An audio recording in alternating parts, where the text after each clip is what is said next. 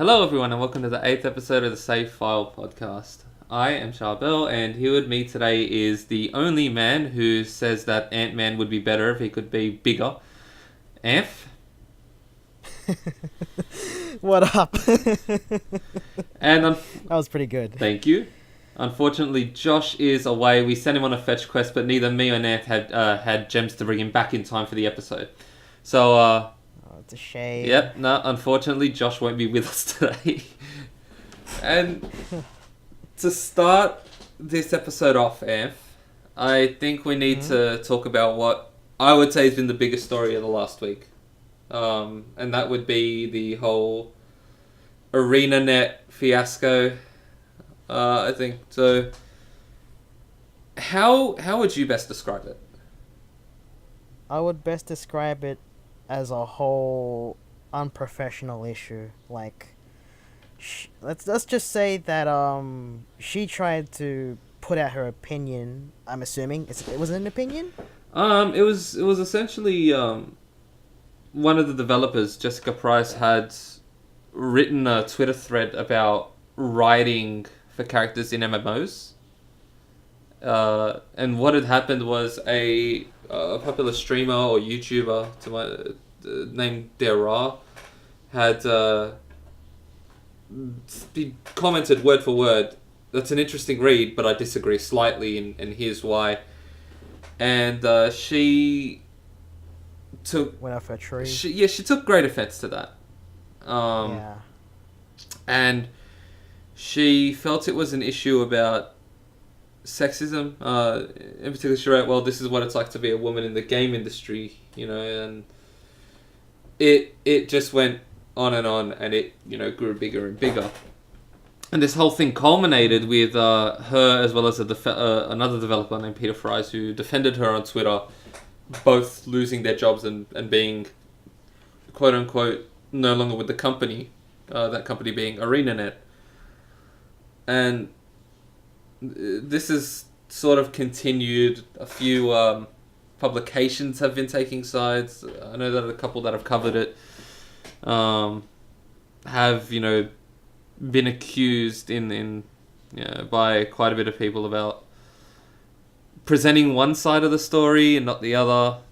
So I want to know, what's your take on this, Anf? Well, from what I've seen so far, I think it's just pretty much just like a very it was just a rant. So this whole, let's just say, rant opinion went on, like you said, like what she said about the whole thing about, I think it was Guild Wars 2. Yeah. So yeah, after the whole response from, I think his name is Dara. Yeah. Yeah. So like he was very kind about it. He wasn't attacking her in any way, and then she's just responded with such, I guess, unnecessary hostility. So I think the whole thing's quite unprofessional as well as, I guess, petty. That's pretty much my take on it in a way. Yeah, I mean, look, I sort of agree with you for the most part.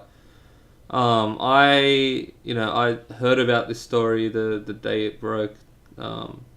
It started to get around and things like that. I was reading through the tweets and I was like, in all honesty, Dara didn't seem to be rude. At least I didn't take it as rude.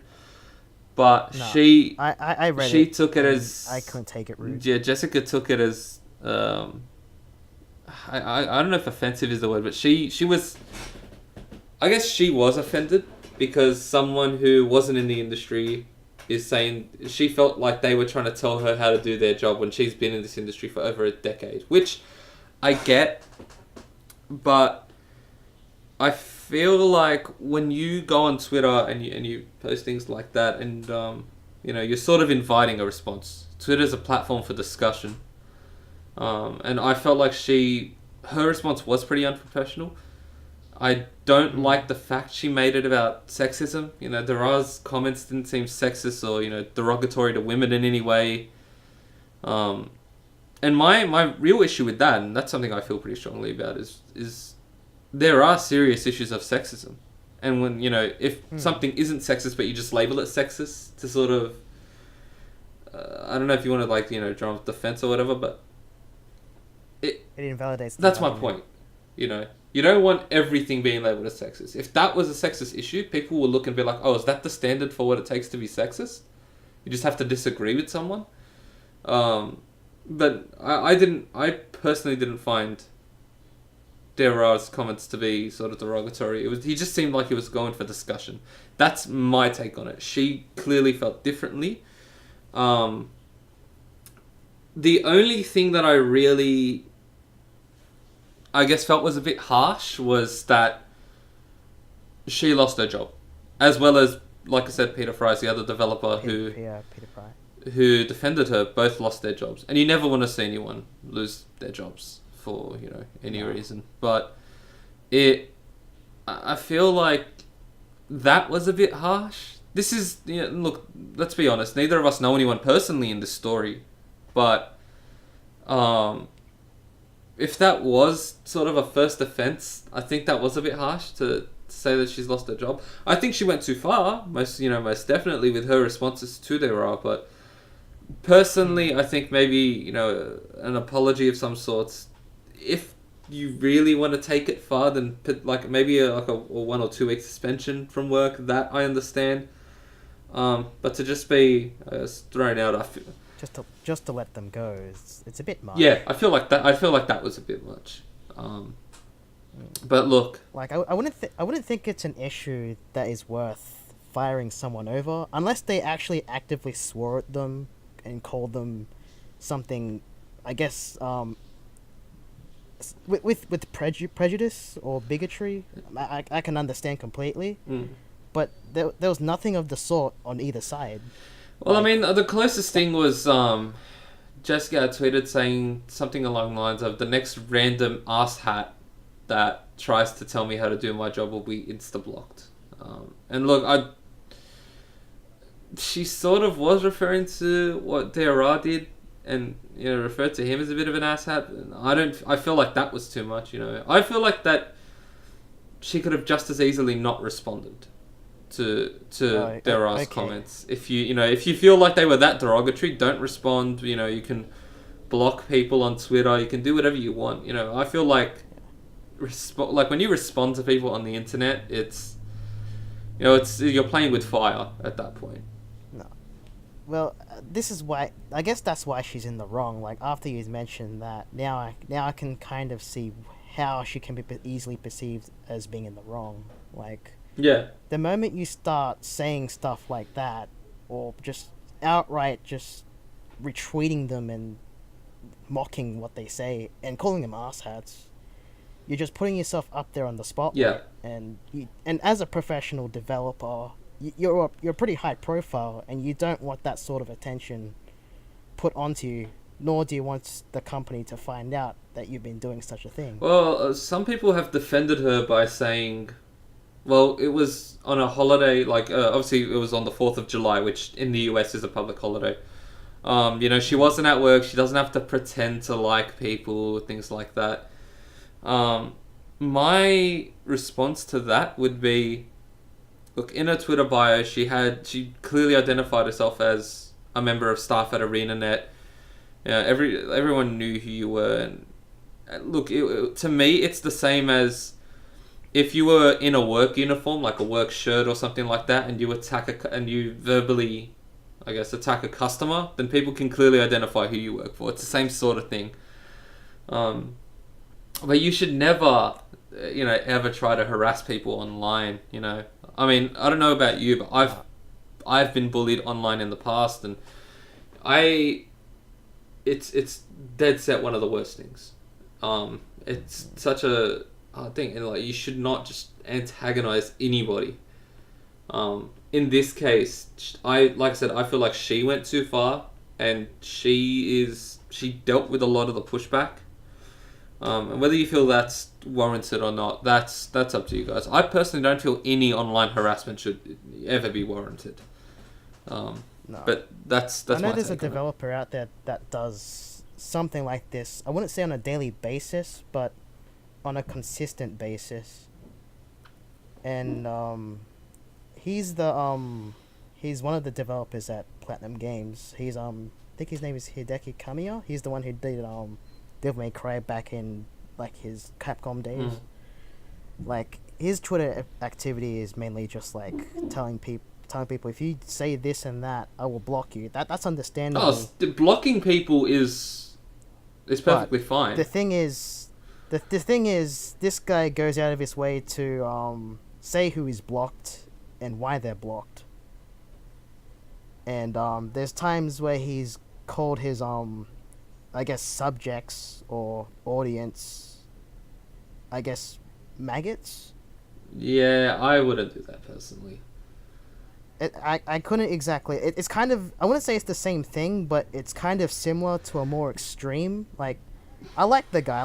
I like what he makes, but his Twitter activity, it seems a bit too far. Like, you'll have to look into. I mean, I just don't think you should ever sort of bully people. One case that it reminds me of was, I don't know if you remember when Angry Joe decided to take a break from doing angry reviews for a while, and he got a lot of I guess we'll say negative feedback from his audience, because they were like, well, so many people only subscribe for angry reviews, blah blah blah, and he pushed back, and it really blew up. Online is, it's so, you have to be really careful about what you say. It's just sort of a fact of life. Anything you say can pretty much be up permanently.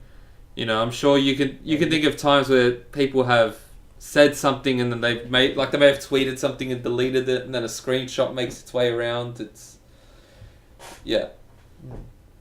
When it comes to online activity, like, this is speaking from experience, you don't want to be too aggressive, you don't want to be passive aggressive, and you don't want to be too passive either. You have to be really assertive.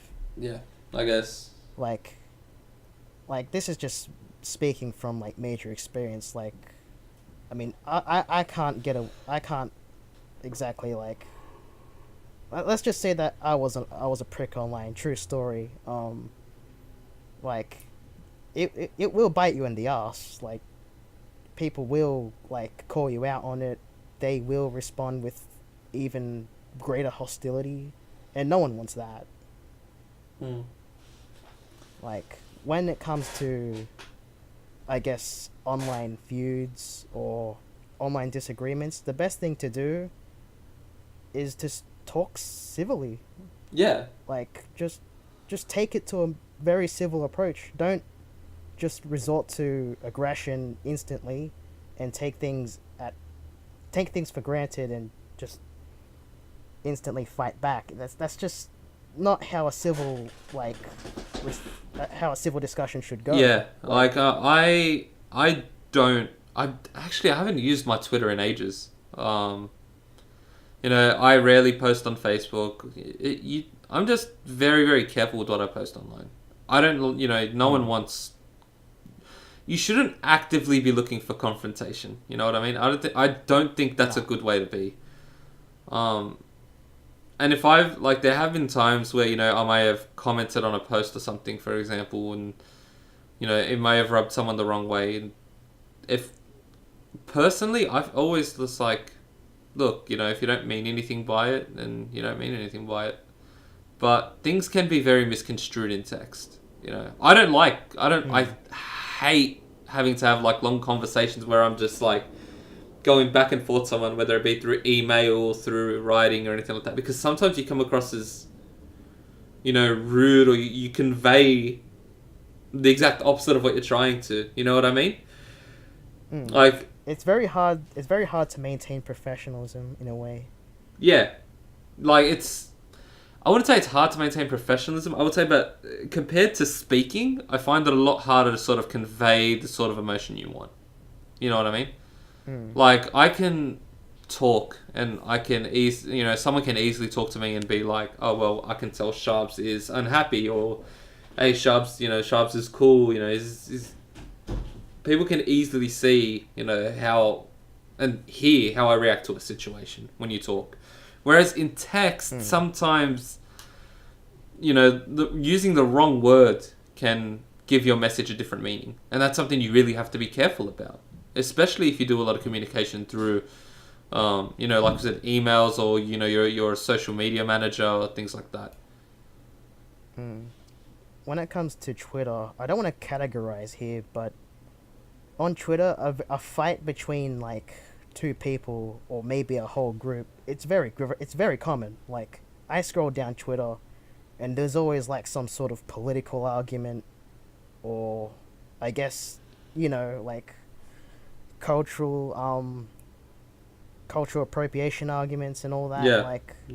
I don't like to get involved personally. Like, I'm the type of guy that believes in, I don't know if you might agree with this, who believes that I should keep my political opinions at home, and I think that's the more professional way to do things. I just personally prefer to keep things civil.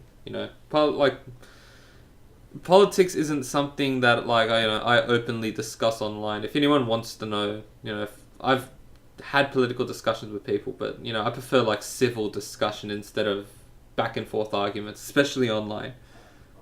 Yeah, I hate it so much. Like, I just scroll down and I just choose not to get involved. Exactly. At all. But it's the best course of action. Back on the topic about Jessica and Peter, these are two devs who've they've spent quite a bit of time in the gaming industry, and I wish them both the best. I hope they honestly find jobs relatively soon, and I wish them the best for the future. I don't think they deserve to get their jobs lost in this case. Like, I do feel a amount of, like, I couldn't say pity, but I guess empathy in a way. I don't think this is the right outcome, but if they do get a new job in a different company or maybe the same industry, I say more power to them. Yeah, best of luck to them. Moving on, I've got a question for you, Anf. What is the craziest special edition you've ever seen for a game? So far, it's the Dying Light special edition. So essentially, it costs this special edition costs $360,000, and you get $360,000. Yes, $360,000, and you get a zombie shelter, like one of those high-tech zombie shelters, the ones with the whole, like, it. I guess it's covered in some sort of material, and it just covers the entire house. Like, you essentially just, I don't know if the house is, I don't know if its mortgage is paid off or anything. You just get this house, and to me, that's just crazy. Like, I can't remember what else it comes with. It may be the game and maybe a few statues, but the highlight here was that house. And like, if we can get a picture up of this house, or this whole special edition banner, that would be great. Like, it's insane. Like, to me, it, like, to this day, it still blows my mind. All right, I can top that. Saints Row 4 had what they called the Super Dangerous Wad Wad Edition. Obviously, the Wad Wad, being the dubstep gun from the game, like, you know what I mean. It was also known as the $1 Million Pack, right? Now, I'm going to tell you everything that comes in this edition of the game. Are you ready? Alright. Hit me, man. Saints Row 4 Commander-in-Chief Edition, so which is, I'm assuming, the edition with all the content. Virgin Galactic Space Flight, a full-size replica of the dubstep gun from the game, a hostage rescue experience, plastic surgery, spy training day, a personal shopper, a capsule wardrobe, 7 nights at the top royal suite at the Burj Al Arab in Dubai, a week for 2 at the Jefferson Hotel in Washington DC, first class flights to both Washington DC and Dubai, a Lamborghini Gallardo, a Toyota Prius with a year of insurance, and a year of supercar membership. What the fuck is that? What the fuck? What is this? Pre-ordering with the Kardashians? What the hell? It literally costs $1 million. What the fuck? Now, I'm on a website called ARS Technica, and they've actually broken down how much each of this costs. And this is, I'll link this in the description, or I'll get Josh to link it in the description, I should say, because he's still editing it. And it says, all told, we came up with a total cost of only $629,000, 974 and 69 cents for the contents of the pack. That is a very good discount. I bet. Who the fuck bought this? Like, I don't know, but this has got to be the craziest special edition I've seen. And like, it's funny because to me this is awesome. The fact that a game like Saints Row that's known for being as crazy as possible went off and made $1 million edition. I would prefer to hear about this in the news than to hear that, whatever the next, like to hear that Watch Dogs has another 8 editions coming up. You know what I mean? Could you imagine if Rockstar did this with Grand Theft Auto 5? It's like, yeah, we spent millions of dollars on this whole man. this whole I'm game. trying to imagine how we want our money back. I am trying to imagine how that would be for $1 million edition of GTA 5. Do you get a year's membership in the Crips or something like that? That would be a day with the Bloods. Oh my god! That. I'm just trying to imagine. I've I don't know how, but I was watching a top 10 list about crazy editions, and this came up, and I just had to bring this up on the podcast. And I just imagine what some other games, would offer if you were paying $1 million for an edition of those games. Imagine the next Pokemon game. I would expect a real fucking Pikachu if I was paying $1 million. Could you imagine if the Mafia games had these as well? It's like Sopranos Simulator. It's like, hey, want to hang out with the actor for Tony Soprano? Oh, yeah, we can do that. Here we go. I mean, this is crazy. And to me, here's the thing. Obviously, this may not shock you, but there was only one of these editions available. But I love seeing how creative they can get with it. I don't know if you've played Saints Row 4, but in the game you become the president of the United States. And the fact that they'll fly you out to Washington DC and and Dubai, and you're getting hostage rescue experience and a spy training day, that sounds fucking awesome, to be honest. I mean, I wouldn't spend $1 million. It blows my mind. I don't have $1 million to spend on a single game, but this is is it in-game spy training, or is it no, as in real spy training? From the fucking MI6. No, as in, you know what I mean. It'll, it's not like they're gonna get the FBI to train you or something like that. But it's just lol, spy training day. You know what I mean?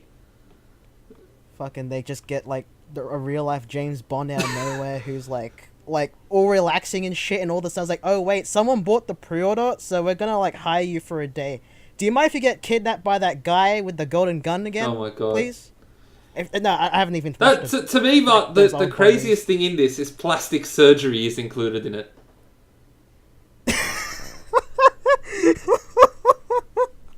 What the fuck? No, because in the game you create your own character, and you're able to get plastic surgery in the game to change the look and gender of your character and things like that. So, but the fact that they included that in an addition for the game, to me, just amazes me, and it just makes me laugh. You know what I mean? I remember when this first came out, I was laughing about it, and that's something that I just found to be fucking awesome. That I can look at something that let's be honest, is completely bonkers and off the wall, and just be like, yeah, that's fucking hilarious that they went to that extent. Say, Saints Row 4 was when THQ was still alive, right? I'm trying to think. I think no. Sorry, that was after THQ went down. So Saints Row was acquired. Excuse me.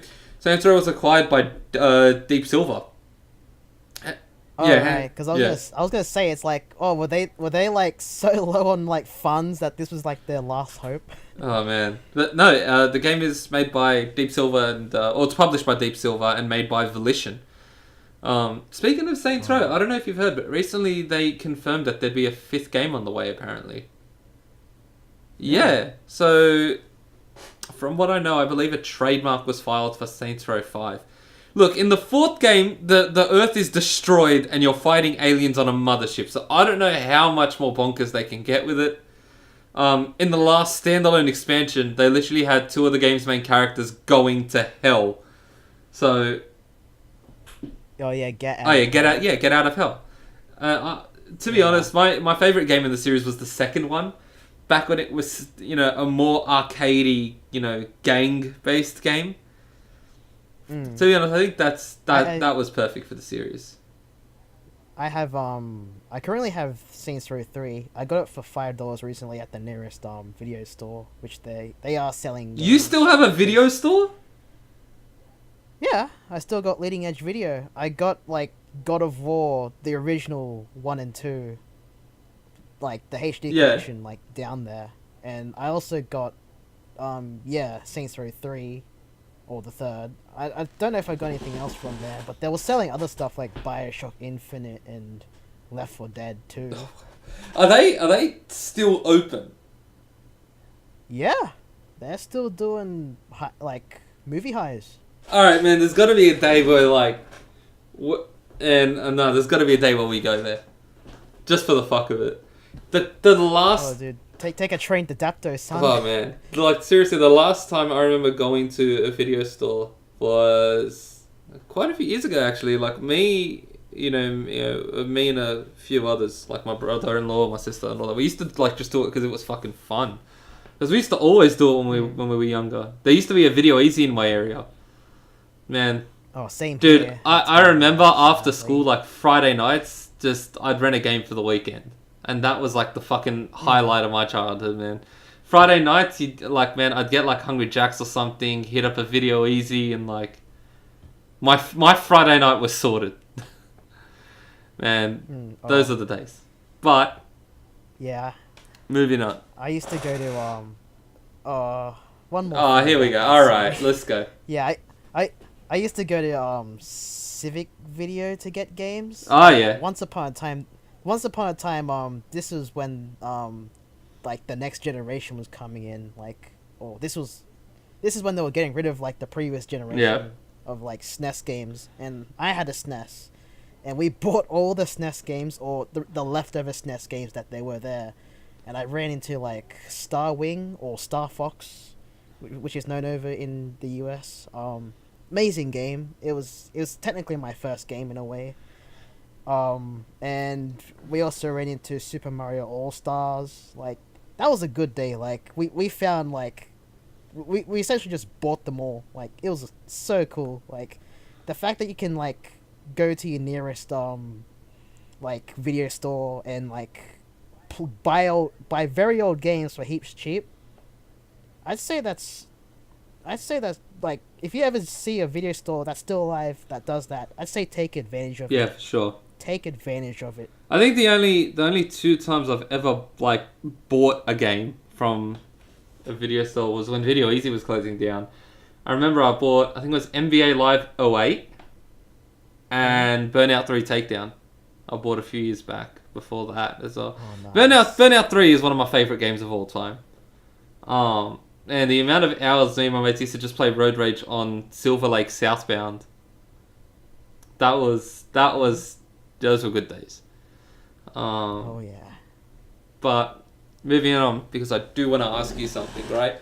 So Josh isn't here, and you know what? I think we will revisit this topic in the future with Josh. But one thing I want to ask you is what was your first experience with games? What was your first console? My first console, since we've already mentioned the SNES, Yep. technically my first console was the SNES. Was that the first thing that you had and you started playing games on? Yep. Man. We had it when I was at least 3 years old. This was back in I think 2001. My mom was playing it, and I was marveled by what was going on. My mom was interacting with the screen. My dad was playing a bit of it too, and then I think I eventually ran into it and started playing with the console. I think I was around five. I enjoyed my time. So technically, my first game was Star Wings or Star Fox, as said, and that was one hell of a game. Back then, it was all pixels and like 2D side scrolling and all Yeah. that. But this was a 3D rail shooter made of like polygons, and that just blew me out of my mind. The fact that I could interact with such a thing, like, and the fact that I played it after I watched Star Wars when I was like 8. I kept playing it like when I was 4 or 5. I sucked very much, and I couldn't play games for the life of me until I like hit a certain age where I started, getting good. Essentially, after that, my parents got me a PS2, and that's when I ran into like Need for Speed Underground and Spider-Man 1, the game. Oh yeah. I think for me, my first experiences was, this is actually pretty funny, but you know those like plug and play consoles? There was one I had as a kid, right? And it was called a Mega Joy, and it was like a knockoff NES. And Oh man, that was the best. It had like fucking 50 games on it. It was actually fucking great. And you just like would plug it in, and I used to play the shit out of. Actually, I don't know if it was NES or SNES. I remember it had games like Adventure Island. It had Excite. Dude. Oh, Adventure Island. Yeah, Excite Bike was another one on there. Obviously, Super Mario Brothers. Like it was a damn good console. But I mean, obviously, it was like unlicensed. My first. It was like pretty illegal. my first like licensed, I guess, game console was actually a handheld. I had a Game Boy Color. Oh, That nice. I mean, playing Pokemon Yellow on that was like half my childhood. And then my first like proper home console was when I was about 6. I think it was actually for my birthday. My parents got me a PS2, and that was, the PS2 in my opinion is the best console ever made. So I mean, that was. Such a good console. Tell me about it. I remember, what my first 2 games were for that? Gran Turismo 3 and iToy.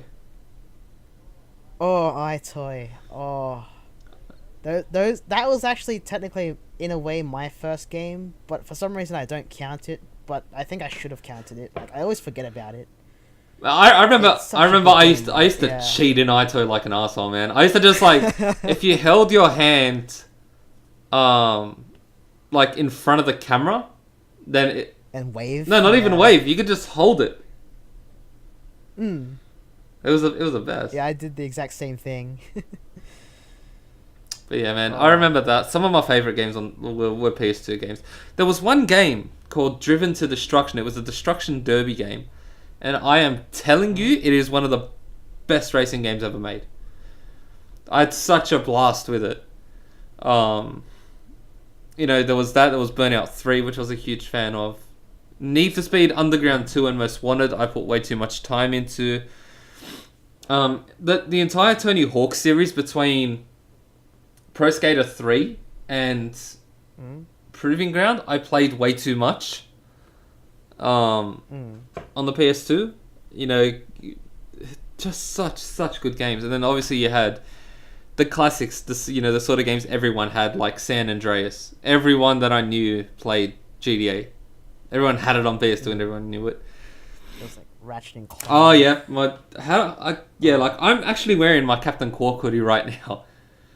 People might laugh, but I'm actually wearing a Captain Quark hoodie. I'll take a photo of it, and I told Josh to edit it in. But it's such a good console. So many classics. And you know what the funny thing was about the PS2 is that. What's the funny thing? I feel like it was the only time, at least that I've experienced, as a gamer, where it's like everyone who was a gamer had a PS2. All my mates had PS2s, Like, even the people I know that played Xbox had PS2s as well. Yeah. like I every time I went over to like another friend's house, or I guess like a family friend's house, and they had kids, there was a PS2 in their household, and you ran into games that you never thought existed. Oh yeah, sure. And in a way, they introduced you into like if you went over to these type of people's houses, they introduced you to games that you've never heard before, but want to play instantly. Yeah. Like, there's like the word when it comes to games, word spreads like. But like, if I think the internet existed back then, but not many of us, I guess, had major connections towards it. Because when I never started browsing through the internet until I was like, I think, 10, 11. But most of the time it was just like I played games basically without a guide back then, and it was all guess gaming. Like, you had to actually remember where you need to go, why you need to go there. Like, those were the times. Like, back when I had my PS2, like, this is after I got it, I kept getting, like, my parents kept getting me licensed games, essentially, like movie games. Some of them were pretty good, like shout out to Transformers the game, that was pretty good. But I did mostly get into like the non-licensed games, like my favorite franchise, Kingdom Hearts 1 and 2, and also Ratchet and Clank and Jack and Daxter. Those, like, I've had very fond memories of the PS2, despite having like about 60% of it being licensed games. Like, I think we've all had those times where we got those type of games, and they're just sitting there in the collection. I'm telling you, there are some games on my PS4 that I've put less time into than the PS2 demo disc, if you remember that. Like that PS2 demo disc where you could play Metropolis and Blackwater City from Ratchet and Clank. It also had, I think, WRC2, Formula 1 2003. I'm trying to think it had Tekken 4 on it, which is something I played a heap of. It was part of the reason I found out about how bullshit Christy and Eddie were, was because Christy was one of the playable characters, and the other one was Paul Phoenix. Like, there was so many like great games on it. And to me, you know what else I love about demos is how big the demos used to be in games at one point. Like, do you remember Ratchet and Clank 3? If you held R1, R2, L1, R2 on at the menu, you could play like a massive chunk of Sly 2. Oh, like when I played, when I did that, it was mainly by accident, to be honest. Like, I played a bit of Sly 2, and I still haven't played the Sly series. Like, I haven't even bought a single Sly game yet, but I did enjoy my time with it. Man, but so good. I do need to get into that franchise. Like, I need to find a HD collection somewhere. Yeah. But yeah, like Ratchet and Clank 3 is a great game. It's my favorite one. I think my favorite in the series... this is actually an unpopular opinion I have. A lot of people don't like the Future Saga. My favorite one from Ratchet and Clank is, in my opinion, A Crack in Time. That's my second. To me, it was fucking hilarious. Like, it had such good writing made, and the way they built the galaxy, just even the fact that you were able to like just cruise around in your spaceship and listen to space radio was just fucking brilliant. Just the way they did Ratchet and Clank A Crack in Time had such a good story. Like, holy shit! Like, I think like when the Future series. But I also didn't mind the story being more serious. I think they did it really well, actually. Yeah, like the stakes were much higher in that one, definitely. Like, I like the space combat in that one especially. That was my favorite aspect of A Crack in Time. Like, I went out of my way to look for all the Zoni, get all the upgrade pieces, and actually look for the Rhino 5 holo thing. Oh yeah, the Rhino 5 holo plans. Yeah, like, because of the Rhino 5, I think I like blasted through like challenge mode. Like, I did my second playthrough, and that just wrecked the entire game. It's such a huge game breaker, but getting it and actually putting it together is some of the most satisfying things you can Man, do I in that still love game. the cutscene in the first Ratchet game when you find out what the Rhino is, and you make like that. Repeat a new Yeah, you one. make that sketchy dude, and he's like, "Rhino for your robot, trade you," and it's like, "Okay, what's a Rhino?" And he's like, "Rip you a new one." And Ratchet gets the shit. He's like, "What did you just say to me?" And he goes, "RYNO, rip you a new one." And Clay's like, "Oh, that's the most powerful missile launcher in the galaxy." I looked at the price tag of 150,000 bolts and I went, "Fucking sold." Like, I am going to get that shit. And then when I got it, I was like, "Wow, nothing will kill me now." And Ratchet actually threatens to use it on the sketchy guy. Oh god, it was so good. The Rhino is just like a fun weapon in every game they included it. I remember as well. Did you ever play Ratchet Gladiator?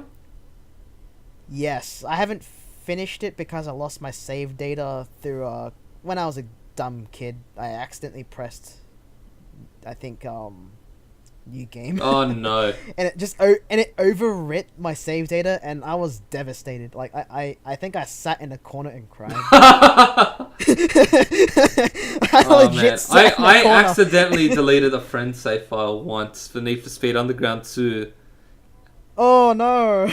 and he had finished the game, and I felt so bad for him. Oh. Oh man, then I felt terrible. It was a complete accident. I was trying to copy it, and I accidentally hit delete. Oh, dude. Yeah, I know. Oh, Felt so bad. how do you feel after that? I felt like an asshole. I still feel like an asshole. I still feel bad for him. But man, those were the days. I remember like you could just take your memory card over to a friend's house, and you could just sit in front of a piece of house because chances are like you guys had at least one game that was the same. I remember me and one of my mates ages ago. We used to just play San Andreas pretty much non-stop. So when I was over, I'd just bring my memory card, and we'd play off that, and we'd compare saves, things like that. We could remember when San Andreas had 2-player. Did it Yeah, it had local co-op. Yeah, What the hell? I didn't know that. You legitimately don't remember. No, because I never actually played it when I was like that age. Oh, I got man. it like later on, like in my adult ages. Oh, you missed out. No, there were parts of the map where like there was a little 2-player icon. And when you walk into that, essentially one of you would be CJ, like player one would be CJ, the other one would be like some random pedestrian. And you could just like drive around, fucking cause havoc. It was the best.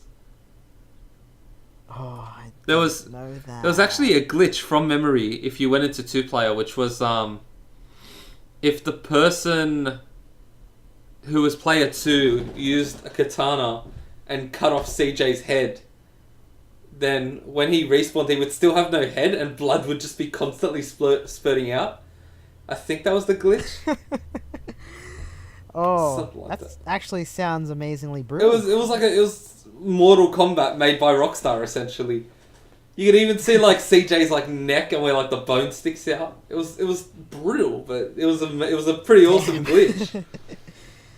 A game that I'm very fond of that was like GTA, but with aliens, but it had. I know where this is going. Destroy all humans. 2. Yes. Destroy All Humans 2. Oh, Like man. me and a old friend of mine, we sat in front of this TV and went through the entire game. Like he came over and he like helped me on sections. Like I wasn't even stuck on them, but he came over. We played a set. We co-opted the like most of the game. Like he helped me defeat the final boss. He helped me defeat like some Godzilla looking thing. Like it was amazing. Like that was like I think it's on PSN store, isn't it? The PS4. Yeah, I think it is. Yeah, I'm probably might get it against at some point because Destroy All Humans 2. I've never finished the first one. I think I scratched the disc too much Oh to even get so far. man. But number 2, that game was the shit. Like literally, like I spent so much hours on that game. Man, you know what I was about to say? It was a great game by a great studio. You know what game I remember Pandemic for the most though, actually? Mercenaries 2. What? They did Mercenaries? Yeah, that was Pandemic. Yeah. This was back when they were still alive, Yeah, weren't yeah, they? obviously. But, Yeah. they made the Destroy Human series, the Star Wars Battlefront series, the Mercenaries. Star Wars Battlefront? Yeah. The fuck? The Oh, I did not know that. Are you serious? Yeah, the older Battlefronts were made by Pandemic. No. It was such a... I'm behind on the times, dude. Man, it was such a great studio back in the day. But yeah, Wow. I remember Mercenaries just blowing shit up left and right. Was just fucking awesome. It was a game where No wonder when it was a game where it was like you didn't even need a gun. You could just call in an airstrike whenever you fucking wanted. Fucking sounds amazing. Oh. Man. Like when I played Battlefront at my friend's house, I recognized that targeting like system. It felt like Destroy All Humans. Yeah. I think I know exactly why the targeting system or the reticule like and the firing felt very familiar. Well, now you do. It's because it was by Pandemic. Dude. Yeah. Oh, that's amazing.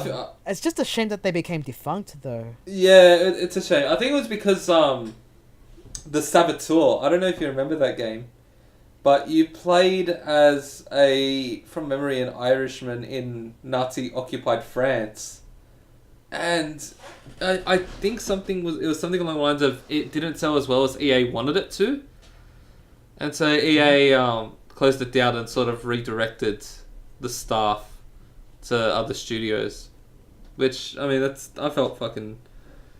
At the time, obviously, I wasn't following the industry as much, but now I'm just like, man, I wish they were still around because they made such fucking great games. I know, right? Like the amount of extra content that you like in Destroy All Humans 1 and 2. I used to like go into like the unlock section or the extra section, and they have like fun shit in there, like not just bloopers, but like strange like videos like that. They made like, I don't know, it was odd. Like I've never seen anything like it. Like developers, like with Destroy All Humans, you play as an alien, and the developers are pretending to be like interrogated by the military. Yeah, like I was watching that and I'm going, wow. Like I used to watch it like every time I play it, and they like the stuff they added into it. Like I expect they've added that sort of thing to other games. Like they put a lot of like care into their games from what I've noticed. Yeah, like they like as we just said, like if they were still alive today, who knew what they would have made? Like Destroy All Humans. Wait, no, there's a third game, isn't there? There's like that part of the Furon shit. Yeah. And then if they kept on going with that franchise, dude, I would have invested. Like I loved those two games, and don't kill me for this. Here we go. I've never owned Battlefront 1 or 2. I've rented them. I went over to friend's house and played them. I never did either. I say I've played it. Yeah, I've never had it, but I've played it. Yeah. But I wasn't very good at it, to be honest. But it was a fun game. Like I can understand like the love for that game. Oh and why everyone despises the current Battlefront by DICE. Yeah. Yeah, like I can understand, because like Battlefront 2 especially it's so fun, especially the dogfighting. It captures what Star Wars actually is. Yeah. It's crazy, because it's like Battlefront 2 was ages ago, like the Pandemic one, and you'd think, imagine playing that, when it's brand new, and thinking, I can't wait to see what, we'll be able to do with this in 10 years. Like, what a game's going to look like, what are they going to play like? And then, like, you show them today what Battlefront 2 has become, and then just, like, we gotta go back, Marty. We gotta go back. Oh, God. I mean, I've said it before, and I'll say it again. Like, when you're making a sequel, whether it's a true sequel or a spiritual sequel, you should always be asking yourself, does this do the series justice? And I Mm. mean, pretty clearly, judging by the fan backlash, a lot of people didn't think that the Battlefront series has been treated well in the last few years. Mm. And look, I Uh, completely agree. But uh. Speaking of franchises, this is a completely new topic here we now. go. Like another new What you topic. got? So speaking of franchises and like sales, do you think that repetition sells, franchise wise? So an example is the Pokemon Yeah, series, yeah. right? How it has like the same mechanics each game, aside from the side games. It's like the same system. People purchase it for the sole reason of that combat system, or everyone has different reasons why they buy Well, yeah, Pokemon. you got to catch So I them don't think all. it's a good example. Yeah, you got to catch them all. You can do battling, raise those like stats, however the hell you Yeah. want. Or me personally, I'm in it for the journey. I love Pokemon for the journey, Oh yeah, absolutely. but like there's people out there that just solely despise it for the fact that it's the same thing over and over. Like I don't know if I don't know how to like respond to that sort of thing because it is sort of a valid I mean, criticism. I can But respond to it with our show's motto at this point: just don't buy it. yeah, just I don't buy mean, it. it's such a simple thing because it's just like I understand where they're coming from. Where it's like, look, if you hear the word repetition used in a lot of cases with games like, for example, Call of Duty, and Assassin's Mm. Creed. Like I remember, especially because I was playing a heap of COD around the original Black Ops. People were saying, "Oh yeah, no, it's all the same. It's just a different coat of paint," and it's just like, okay, well, it's doing well. Why would you? Like, what's the problem here? Every game was trying Mm. to emulate it. Why would they not do it? And then when they changed it, what did people say? It got all futuristic, and everyone went, "Oh no, man, we want boots on ground." You've bought it for the sole reason of what it actually plays like. Precisely. Like, I don't really understand that sort of argument where people are like, it's the same thing every time. Like, I can understand it from like, I guess a mechanic standpoint. Like, if it's essentially just a game where you essentially just get Call of Duty Modern Warfare, and then you get the next game, and then you just slap it on with like a different title. Yeah, I can understand like the backlash there, Mm. but if they add like new mechanics each time, like one new mechanic, one new feature, or just at least one, I couldn't exactly argue that it's the same because like it's doing its job as a game. You're buying it. They're expecting you to play it. Yeah. Like, as a product, it's doing exactly what they want it to if it's selling, in huge numbers, which is what it was doing. Hmm. So in retrospective, repetitivity does sell in some formal way. Like a good example of this is the Dragon Quest series actually. A long running RPG series.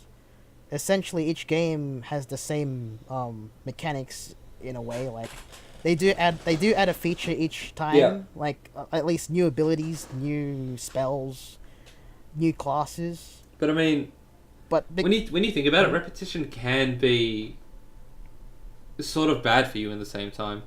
Um, hmm. there's gonna be a time where people, trends change.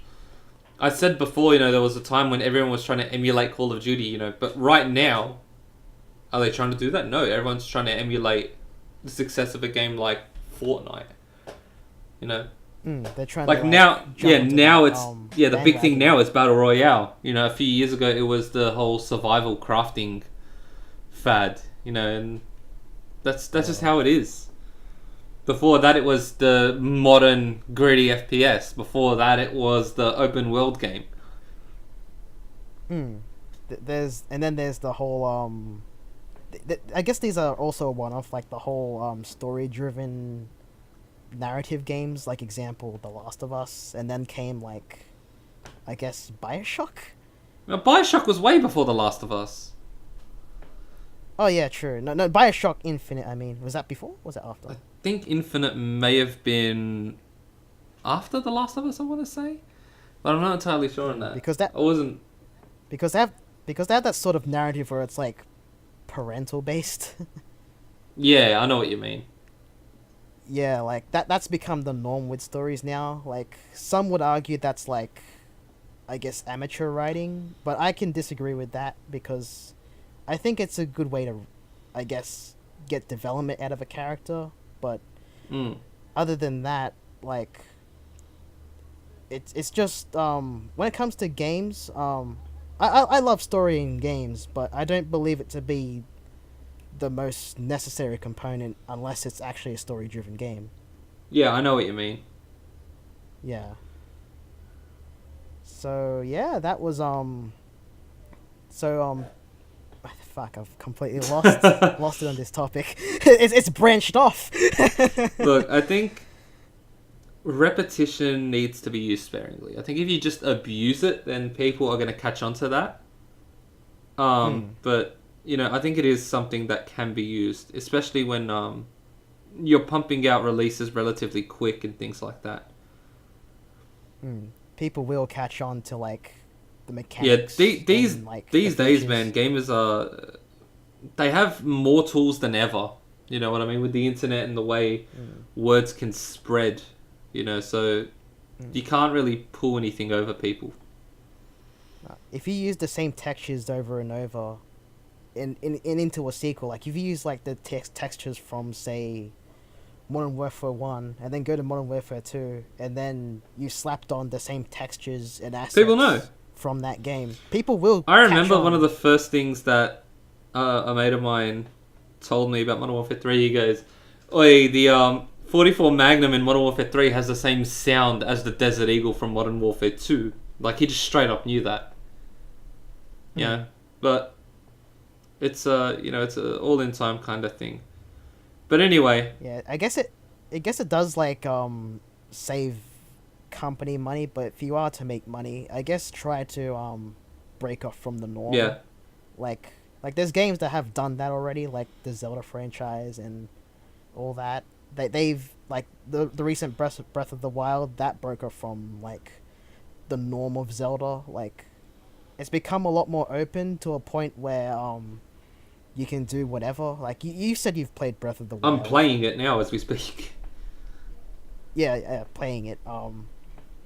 Yeah, so I personally need to get a Switch and play that. Oh yeah, for sure. But I know for a fact that that game has actually, it's done a lot more things differently to what the other games have done, and I think it's the first of its kind in a while. Like this was, like back in the day when 3D was still being a thing. Ocarina of Time was what Breath of the Wild was. So I guess when it comes to making something revolutionary, I'd say go for it. And on that note, I think it's where we call it a day. Yeah. For the Save File podcast, I have been Sharps. And I've been Ant. And Josh still hasn't returned from his fetch quest. So, as of right now, we are both signing off. Yeah, signing off. See ya.